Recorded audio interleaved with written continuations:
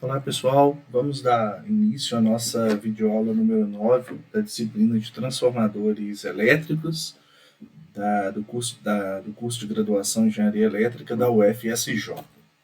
Bem, nas aulas passadas, a gente estudou aí o modelo do transformador ideal e mais especificamente na aula número 8, no vídeo passado, a gente aí tratou da modelagem das perdas por dispersão de fluxo em um transformador. Nessa aula, a gente começa a estudar as perdas por efeito Joule que ocorrem no equipamento, seja as perdas nos enrolamentos do transformador e as perdas no núcleo devido à corrente parasita e esterese magnética. Bom, aqui nesse slide, a gente começa então a modelar as perdas por efeito Joule nos enrolamentos. O que seriam essas perdas? São justamente, se a gente fizer o nosso desenho aqui, são as perdas que ocorrem nos condutores dos enrolamentos, das bobinas. Então, as perdas por efeito Joule nos enrolamentos do primário e secundário são também denominadas perdas no cobre, estão associadas aí às resistências dos materiais do cobre, que é usado aí para enrolar as bobinas do primário e do secundário. Tá? A modelagem mais simples de ser feita. Ela matematicamente é P igual a RI ao quadrado, são aí as perdas de potência ativa no primário e secundário, que a gente aí aprende a calcular em circuito elétrico. Então, a perda no cobre no primário é R1 e módulo de I1 ao quadrado, e a perda no cobre no secundário é R2 e 2 ao quadrado, módulo. Então, quanto maior a corrente, maior será a quantidade dessas perdas. Onde R1 e R2 são as resistências dos enrolamentos no primário e no secundário. Tá? Vamos fazendo aí a modelagem matemática, a gente vem agora completar o que a gente fez. A gente vê aqui que essas perdas nos cobres são modeladas como resistências em série no primário e no secundário. Bom, isso daí então a gente vê que a gente já dá aí um complemento ao modelo que a gente conhece, o transformador ideal, e as reatâncias que modelam as perdas por dispersão de fluxo. A gente viu isso na videoaula passada, Então a gente já começa a incorporar, a encorpar mais o modelo do nosso transformador real. O tipo de perda, que é mais fácil de modelar é esse daí, é o perda por efeito Joule nos enrolamentos. Bem, agora torna-se também interessante a gente estudar quais são as perdas por correntes parasitas e por esterese magnética. São as chamadas perdas no núcleo ou no ferro do transformador. As perdas por corrente parasita, ou corrente de Foucault, e as perdas devido ao efeito da esterese magnética, compõem aí, então, as perdas no ferro ou no núcleo do transformador. Perdas por efeito Joule. Então, vamos estudar agora o que seriam aí essas perdas por correntes parasitas ou corrente de Foucault. Quando uma determinada massa magnética, uma massa metálica, é submetida a uma variação de fluxo magnético, e aí a gente lembra que o fluxo magnético no transformador, ele é senoidal, tem natureza senoidal, então variante no tempo. Então, quando a gente submete uma massa metálica a um fluxo variante no tempo, serão induzidos uma força eletromotriz e, consequentemente, correntes elétricas no interior dessa massa. Tá? Então, se a gente aplicar aqui a regra da mão direita, aplicando um fluxo, aqui também a gente tem a densidade de fluxo, Lembrando aí que o fluxo é B vezes S, onde S é a área da do material magnético, da massa magnética, a gente vai ver, né, que a gente tem aí intensas correntes na massa magnética, aqui representada pela corrente IE, né?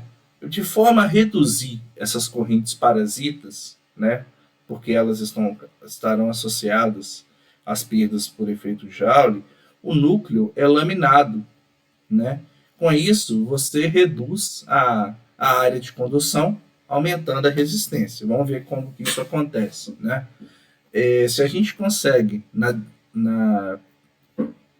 na direção do fluxo, laminar essas, né, fazer aí um núcleo laminado, né, na direção do fluxo, laminar a massa magnética, a gente tem o quê? Que a gente diminui a área de condução, né? É diferente, porque agora a área ela é menor do que se fosse toda a massa sem a laminação, né? Então, se a gente diminui a área, observe que a gente está aumentando a resistência do núcleo. Então, a gente ao aumentar a resistência, diminui aí a corrente, que seria, né, induzida nesses materiais, tá? Nesse material magnético. Então, a gente faz aí a laminação. Isso aí também é feito em máquinas, né? Em máquinas elétricas. Isso aí é um conceito que vai acompanhar vocês aí durante o estudo das máquinas elétricas até o final do curso, tá? E visando também aumentar a resistência, a gente pode aumentar quem? A resistividade do material em adição à laminação, né? E como que a gente mexe na resistividade, né? A gente aí coloca, né, usa, né, pequenas porções de silício, né, em conjunto com o material do núcleo ferromagnético, né? Tendo uma resistividade maior, ele permite aí que a resistência seja maior e aí as correntes, né, serão menores, né, que as do caso sem a laminação e sem aí uma resistividade maior, né? Só você lembrar então aí que I é V sobre R, então se você está aumentando a resistência, né, você está diminuindo a corrente.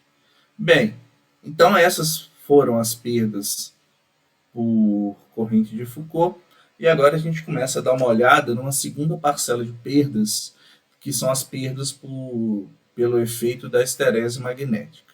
Olha, o ciclo de esterese, né, ele é a variação da densidade de fluxo B em função da variação da intensidade de campo magnético.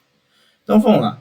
Se a gente tem uma corrente senoidal, né, nos enrolamentos, certo? Se a gente quiser aqui até fazer aqui, né, tem aqui o material magnético e tem aqui o enrolamento, né? A gente pode, representar assim, né? Se a gente tem uma corrente senoidal, o vetor H, né, que é ou a força magnetomotriz, o H é a intensidade de campo magnético, H é igual a NI, né? Ele vai também variar no tempo, né? E aí, para cada ciclo dessa corrente, a gente vai ter aqui uma curva BH que vai variar ciclicamente, né? De forma cíclica. Então, a gente começa aqui, né, a aumentar a corrente até um determinado ponto, né? Seria aí mais ou menos aqui até o pico da corrente. E quando a gente começa a aumentar muito, chega um momento que satura, né? E aí é um momento também, né, que a corrente vai reduzir, e aí ele reduz, mas não volta, né, em cima do mesmo, né, do mesmo caminho. Ele vai voltar até aqui no ponto, né, no momento eu vou anular a corrente, né, que seria essa parcela aqui quando ele atingir 180 graus, e ele vai ter um vetor H nulo, um campo intensidade nulo, porém um campo B nulo, um campo B não nulo, que a gente chama aí, né, de fluxo residual, né, o fluxo é BS, né, campo. O fluxo é o vetor B, né, que é a densidade de campo vezes a área, né? Então isso aí é um fluxo residual.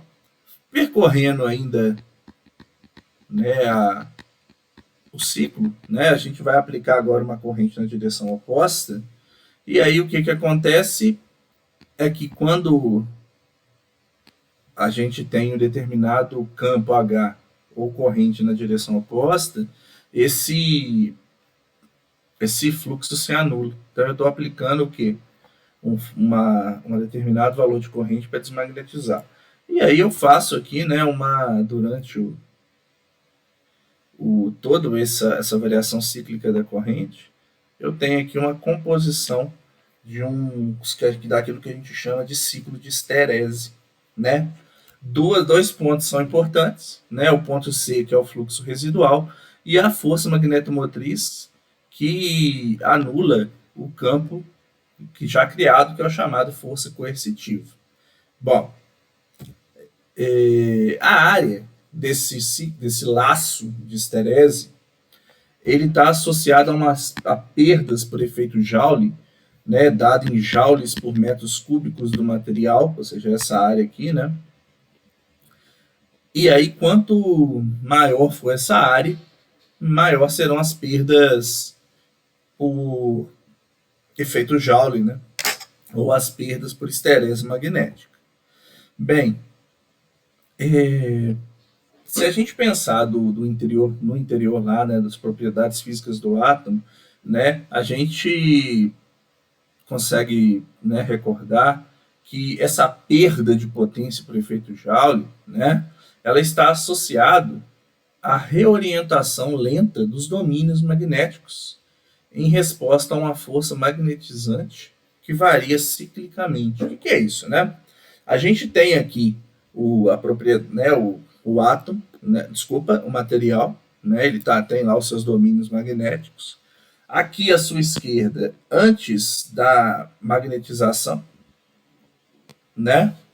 E quando eu aplico um determinado campo em uma determinada direção, eu começo aqui na figura direita, a orientar esses domínios magnéticos, né? E aí a gente tem que esses domínios magnéticos, eles vão ter aí o sentido do campo magnético, né?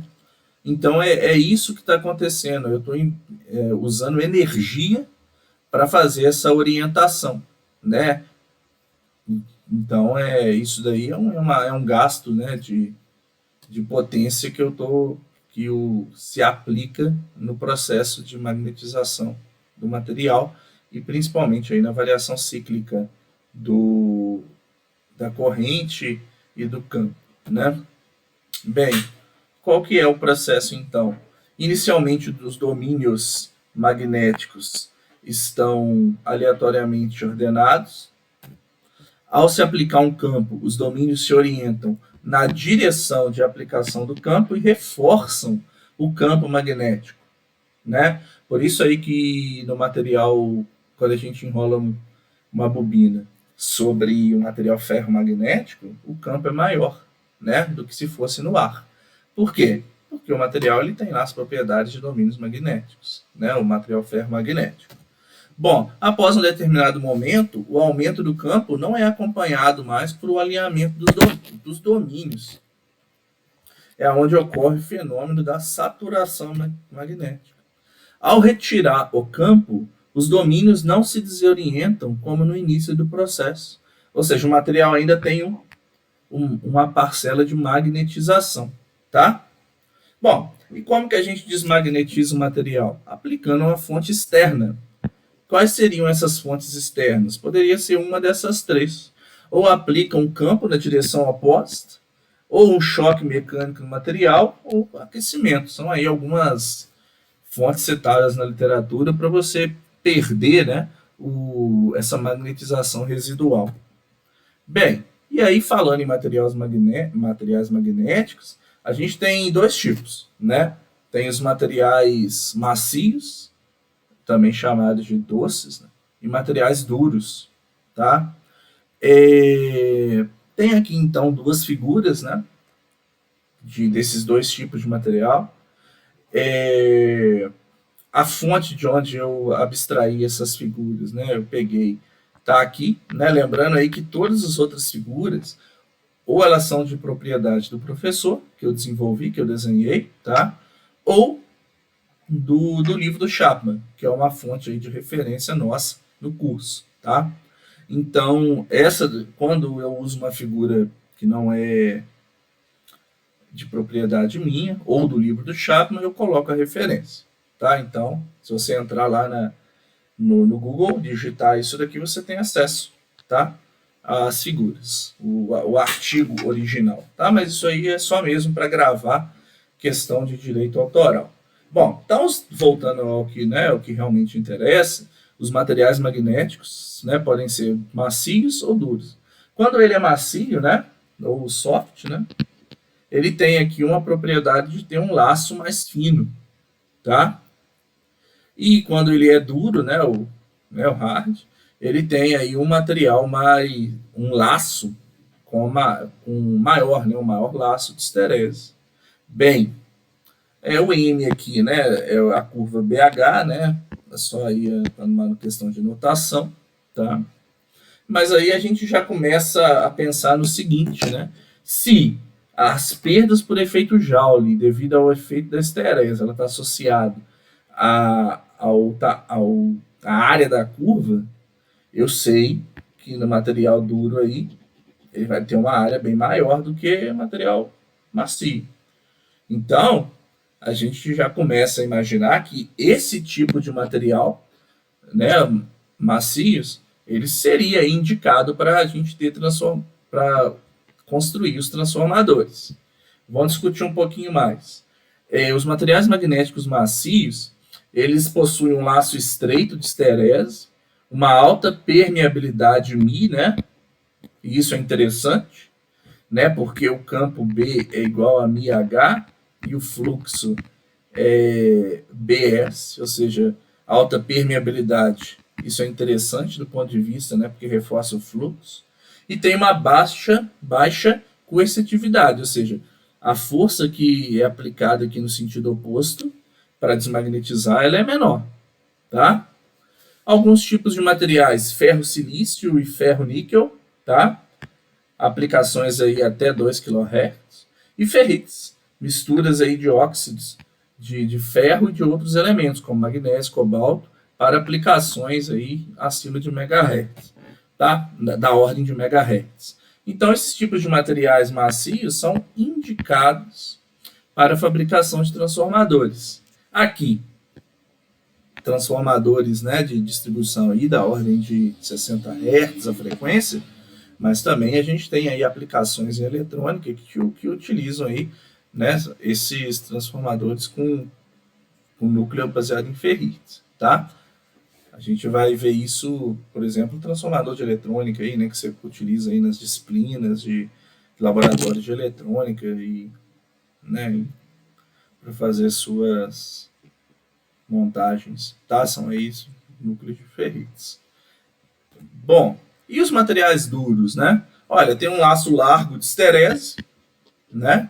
Uma baixa permeabilidade, uma alta coercitividade, consequentemente, um alto fluxo residual, e são aí os ímãs permanentes, não sendo indicados para a fabricação de transformadores que são aí utilizados em circuitos CA, né? Como a gente tem uma variação cíclica da corrente, né? A gente teria aí uma alta perda, né?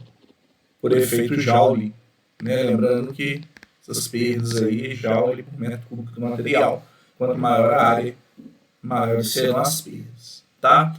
Então vamos modelar rapidamente, né? Uma vez falados os efeitos físicos do material, vamos fazer a nossa modelagem dessas perdas no núcleo, né? Por efeito Joule, devido às correntes parasitas e o fenômeno da esterese magnética, né? Em conjunto, né, as perdas por corrente parasita e as perdas devido ao efeito de esterese magnética são denominadas de perdas no ferro ou no núcleo, né? A gente pode modelar essas perdas por efeito de Joule por uma resistência RC paralela no primário do transformador, né? Então, se a gente estiver aqui trabalhando, né? Lembrando aqui o nosso modelinho do transformador, a gente pode vir aqui e representar ela por uma perda, uma resistência RC no primário do transformador, tá? Por que no primário? Porque é onde porque no primário está ligado à fonte, né?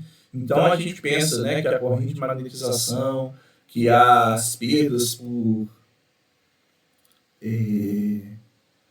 núcleo, né, ou no ferro, são aí modeladas no primário, né, onde a fonte vai extrair parcela dessa potência da fonte e o que sobrar, né, a gente vai enviar ao secundário para alimentar a carga, tá? Bem, a resistência RC ela vai ser considerada constante de forma aí que as perdas no ferro só vão variar quadraticamente com a tensão ou com o quadrado da frequência ou do fluxo. Vamos ver como, né?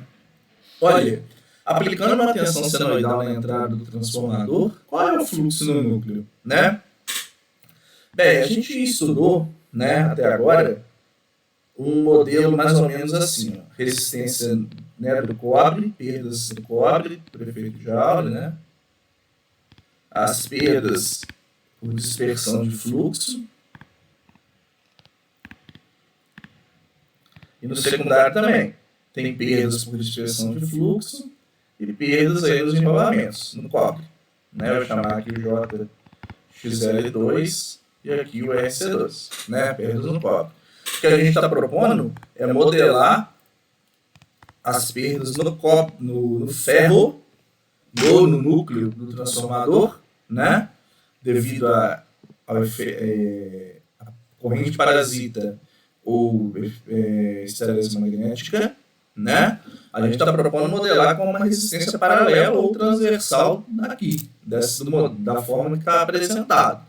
Aonde a gente tem aqui uma tensão V1 de entrada e teria aqui, né, a tensão E1 lá do transformador, né, do enrolamento, que é induzida a força contra-eletromotriz. A gente, né, para facilitar, está vindo aqui e falando, ó, estou simplificando, que a tensão de entrada seria basicamente a tensão E1. Estou desprezando as perdas, a queda de tensão aqui só mesmo para uma análise. Tudo bem? E aí, fazendo aqui a dedução da tensão, a partir da tensão V1, que tem aí essa senoidal, né, VM1 sendo o ômega T, qual que seria a expressão do fluxo? Isso é muito importante para a gente chegar aqui e ver o seguinte, que a magnitude do fluxo, ela seria aí a magnitude da tensão sobre N1 ômega, né? Ou a tensão VM1 é quem? N1 ômega fluxo magnitude, tá? Então a gente já vê aí que a tensão é proporcional à frequência ômega e ao fluxo. Se a gente, né, expressar melhor, né, conforme está aqui, né, a gente vê que a tensão VM1 de entrada ela é proporcional ao fluxo e à frequência de operação do transformador. Bom, se a gente modela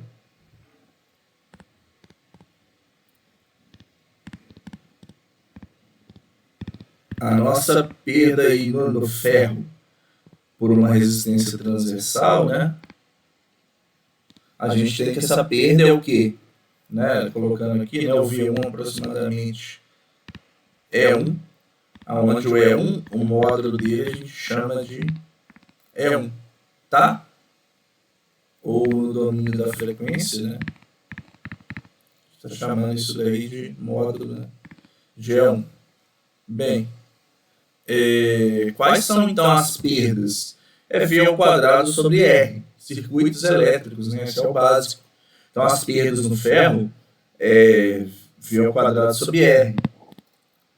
Aonde a gente lembra que essa magnitude ela é proporcional ao fluxo e também à frequência. E aí a gente conclui que as perdas no ferro é proporcional à tensão e também ao fluxo e à frequência de operação.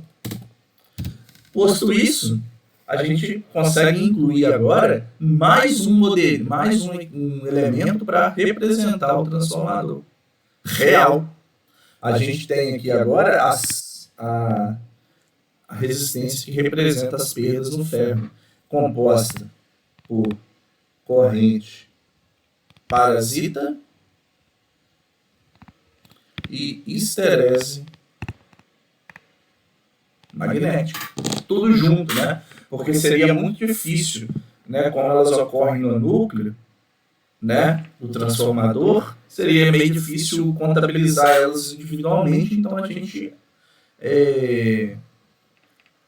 incorpora esses dois tipos de perdas numa resistência só. Então, olha só que interessante, a gente acabou de colocar mais um elemento, né, recordando que o R1 representa R1 e R2 representam as perdas no cobre, nos enrolamentos, XL1 e XL2 perdas por dispersão de fluxo, né? E também, agora o RC, perdas no ferro ou no núcleo por histerese magnética e corrente parasita. É interessante observar, né? E agora fica mais fácil, né, a gente observar que tem um transformador ideal no meio dos, né, um acoplamento entre primário e secundário. E temos a corrente no secundário I2 e uma corrente de carga I2' referida ao primário, que se relaciona, né?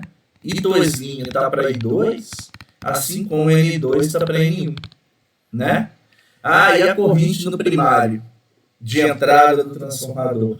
Observe que ela é diferente da corrente de carga. Por quê? Porque tem uma parcela devido àquilo que a gente chama de corrente, devido aí às perdas no ferro do transformador, tá? Então é importante a gente ter isso em mente, que agora a corrente de entrada não é a corrente de carga mais. Ela tem duas parcelas, tá? Na próxima aula a gente continua com a modelagem do transformador real, onde a gente vai estudar um pouquinho da corrente que vai permitir modelar, né, associada ao estabelecimento de fluxo, tá? Então a gente vai continuar essa modelagem. Fica aí mais uma vez a motivação para você estudar as apostilas, tirar as dúvidas na aula síncrona, fazer as listas de exercício, né? E qualquer coisa, qualquer dúvida, mandar e-mail aí no horário de atendimento. Eu vou agendar com você um horário aí para te atender e tirar suas dúvidas. Mas não deixe a matéria acumular, tá?